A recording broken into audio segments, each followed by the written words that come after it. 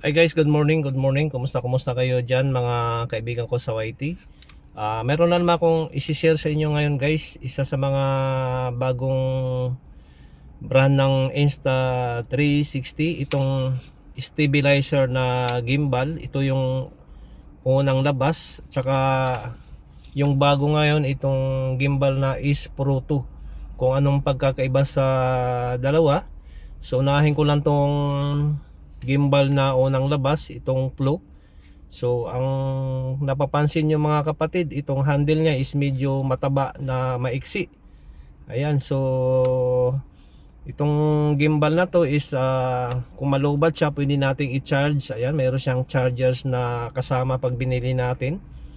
Tapos ito ay adjustable din. Ayan, naka-on na siya o nag-automatic on. Pindutin mo lang dito, ayan. Nandito yung mga nandito yung mga control sa bilog. Tapos pag ginamit natin, i-adjust lang natin 'to. Ayan. Pwede siyang pahabain o kaya depende sa iyo kung pwede mo siyang paiksi. Ayan. Igano mo habang nagbi-video ka. Tapos itong lagayan ng cellphone is magnetic.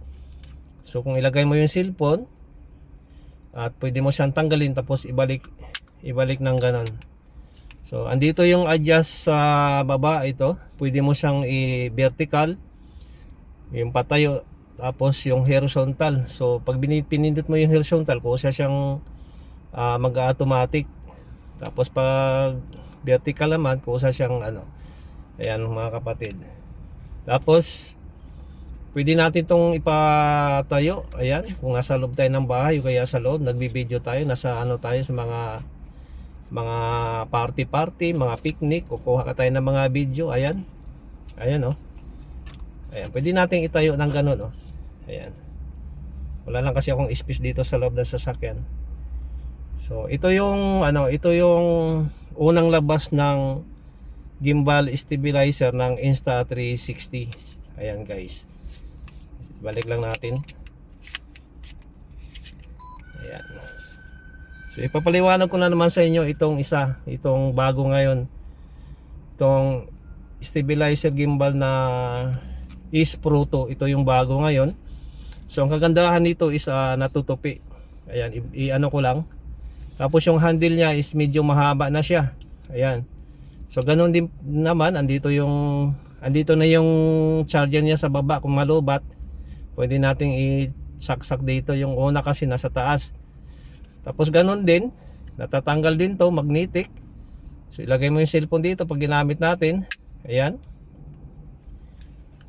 Tapos ano din to, adjust, i-ano na natin. Ayan, natutupi kasi to, i-ano na natin. Ayan oh. So ayan na siya. So nag-automatic on siya. Ayan, ay lobat na yata kasi nakapula na oh. Nalobat na. Ayan guys. So i-adjust din natin to pag ginamit natin, pwede natin itong i-adjust pataas, hihilain lang natin ng ganun. Ayan. Ayan. Ayan mga kapatid. Tapos ang kagandahan nito is mayroon siyang tracking device. Hanggang 5 tao. Halimbawa nasa loob kayo ng bahay o kaya nasa labas, magkakasama kayo 5 tao. Ayan. Ilagay mo lang siya isang tabi. Yung 5 tao na yan, kahit saan magpunta, kusa niyang susundan. Iikot-ikot siya. Dahil mayroon siyang tracking device. So ano lang natin, ibalik. Ayan. At saka mayroon din tong stand. Ayan. Kung gusto natin ayan oh. Kung gusto natin ipatayo sa kahit saan, ayan. Para hindi siya matumba pag pinatayo natin. So ayan guys. Ayan, kagaya ng nung isa, nag-automatic din to kung gusto mo siyang i-vertical o kaya horizontal. Kusa na siya nag-automatic. Kung gusto naman natin mag-picture, mag-selfie, pindutin mo lang tong control dito sa baba para sa kung mag-selfie tayo.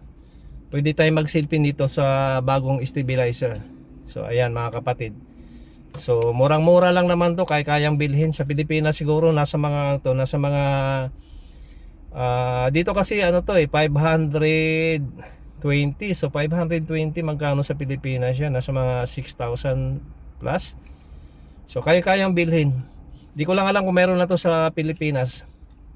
Itong ganitong stabilizer. Mayroon naman siguro pero ibang Ito yung mga kalaban ng ano DJI, itong ganitong stabilizer. So ayan, ito kasi yung unang labas, medyo mataba yung handle niya.